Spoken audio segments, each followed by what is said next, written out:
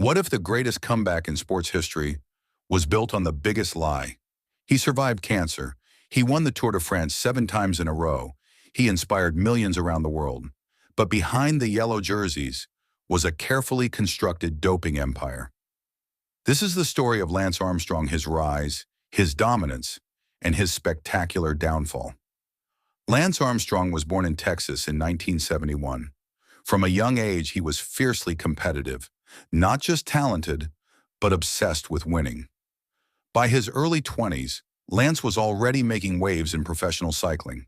He had power, he had confidence, and he had an edge. But in 1996, everything stopped.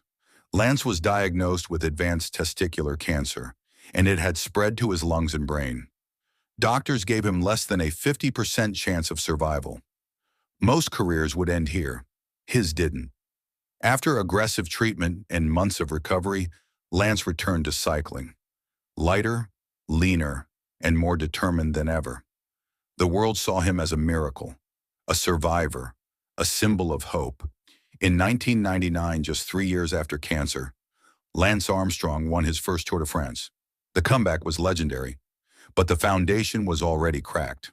From 1999 to 2005, Lance Armstrong ruled cycling, 7 consecutive Tour de France victories. No one could climb like him. No one could time trial like him, and no one could break him. He wasn't just winning, he was controlling the race. Behind the scenes, Armstrong and his team, U.S. Postal Service, were running one of the most sophisticated doping operations in sports history. This wasn't random cheating. This was systematic. EPO to boost endurance, blood transfusions timed to perfection, testosterone patches to recover faster, micro-dosing to avoid detection. Doctors, trainers, team managers, all involved. And Lance wasn't just participating, he was the boss. Teammates later said he decided who doped, how they doped, and who stayed on the team. If you questioned him, you were gone. If you spoke out, you were destroyed. Lance Armstrong created a culture of fear and silence, and for years it worked. As rumors grew, Lance fought back aggressively. Journalists were sued.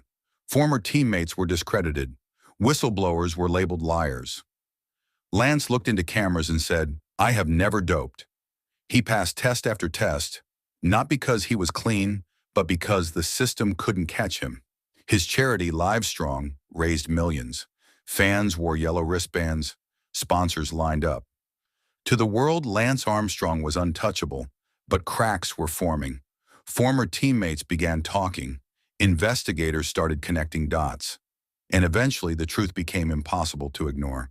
In 2012, the U.S. Anti-Doping Agency, USADA, released a report that changed everything.